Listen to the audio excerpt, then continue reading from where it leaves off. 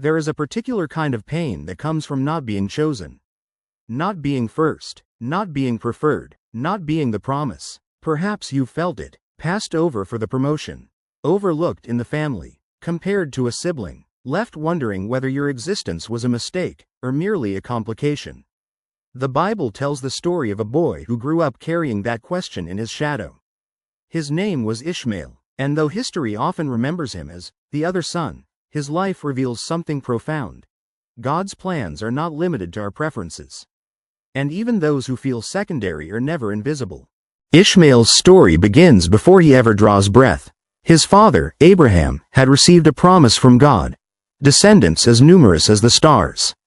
But years passed, no child came, and so, like many of us do when waiting feels unbearable, Abraham and his wife Sarah tried to help the promise along. Sarah offered her servant, Hagar, to Abraham so that she might bear a child on Sarah's behalf. Hagar conceived, and Ishmael was born into a household already complicated by expectation. Imagine that. Before he could speak, he was already part of a compromise. Before he could walk, he was already tied to attention. He was loved by his mother. He was Abraham's firstborn. He was the fulfillment of a long-awaited hope.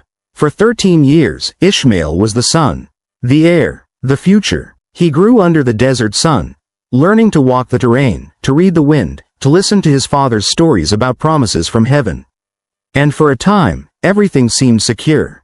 Then, when Abraham was nearly 100 years old, the impossible happened. Sarah conceived. A miracle child was born. His name was Isaac, and laughter filled the camp. But laughter can sometimes carry layers. Because where there is promise fulfilled, there can also be displacement. Ishmael was now a teenager, old enough to understand, old enough to feel the shift. The center of attention had moved.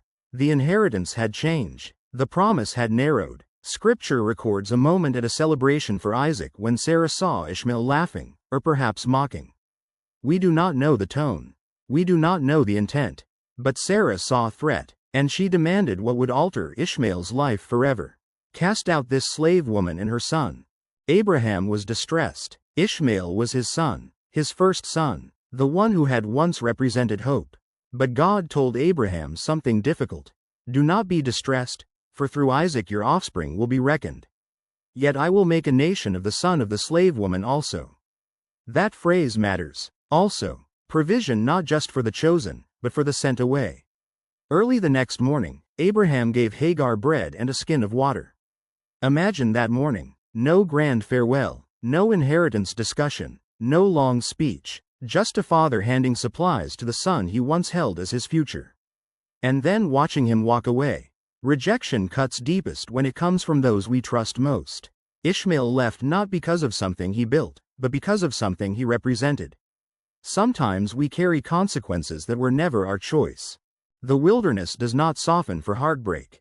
The water ran out. The desert pressed in. Hagar placed Ishmael beneath a bush and stepped away, unable to watch him die. He was old enough to understand danger, old enough to feel thirst, old enough to know abandonment. And he cried out. Scripture says, God heard the boy crying. Before Ishmael ever became a warrior, a father, or a patriarch, he was simply a boy whose cry reached heaven. God spoke from heaven to Hagar. Do not be afraid, I will make him into a great nation. Then God opened her eyes to a well of water. Provision had been near. Despair had only clouded sight. Ishmael drank. He lived. And something in him hardened, not into bitterness, but into resilience. Ishmael grew up in the wilderness. Not in the comfort of tents lined with inheritance.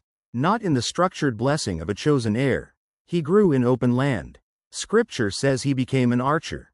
A man of the desert. Strong, independent, adaptable. There is something forged in hardship that comfort cannot produce. He learned survival. He learned self-reliance. He learned that destiny does not always look like inheritance. Sometimes destiny looks like endurance. He married. He had sons, 12 princes. God kept his word. Ishmael became a great nation. Not the promised line through which Israel would come, but not forgotten either. Years later, something quiet and beautiful happens. Abraham dies, and Scripture records that Isaac and Ishmael buried him together. No dramatic confrontation, no recorded rivalry, Just two brothers standing side by side at their father's grave. Time had done its work. Pain had softened. Perspective had grown. There is something deeply human about that image. The son of promise. The son sent away. United in grief. Perhaps Ishmael understood by then that being first does not always mean being final. And being sent away does not mean being erased. Ishmael's story speaks to anyone who has ever felt like the second option. The backup plan. The child of complicated circumstances. He teaches us several truths. First, your beginning does not determine your worth. Ishmael was born into tension. But he was not born without purpose. Second, rejection is painful, but it does not cancel destiny. He was sent away, but not sent into oblivion. Third, God hears. The meaning of Ishmael's name is, God hears. Before he proved himself strong, before he built a legacy, God heard him as a vulnerable boy in the desert. There is comfort in that. You do not need to be the chosen one in someone else's plan to be seen in God's. Maybe you relate to Ishmael. Maybe you grew up in the shadow of someone else's success. Maybe your family story is complicated. Maybe you carry wounds from being compared, replaced, or misunderstood. Or maybe you fear that because you were not first, you are forgotten. Ishmael's life whispers something steady. You are not forgotten. You may not be the promise someone expected, but you are part of a purpose God designed. The desert did not destroy him. It developed him. The rejection did not erase him. It redirected him, and the cry of a thirsty boy became the beginning of a nation. In the end, Ishmael is not a villain. He is not a mistake. He is not a footnote. He is a reminder that God's faithfulness extends beyond our categories of chosen and not chosen. There is room in God's providence for the unexpected. Room for the displaced, room for the overlooked, and room for you, if you have ever felt like you were not the one selected. Remember Ishmael, God hears, and sometimes, the path that looks like rejection is simply preparation for a different kind of greatness.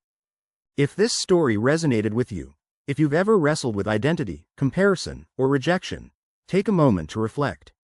Where in your life have you felt sent away? Have you allowed comparison to shape your self-worth? Are you measuring your life by someone else's promise instead of your own purpose? Let Ishmael's story remind you, God hears your cry. God sees your struggle, and your destiny is not canceled by someone else's spotlight. If this message encouraged you, like this video, share it with someone who may need to hear that rejection is not the end of their story, and subscribe for more biblical narratives told with clarity and meaning. And in the comments, share this. Have you ever felt overlooked, and what did that season teach you? Because your story matters, and the God who heard Ishmael in the wilderness still hears today.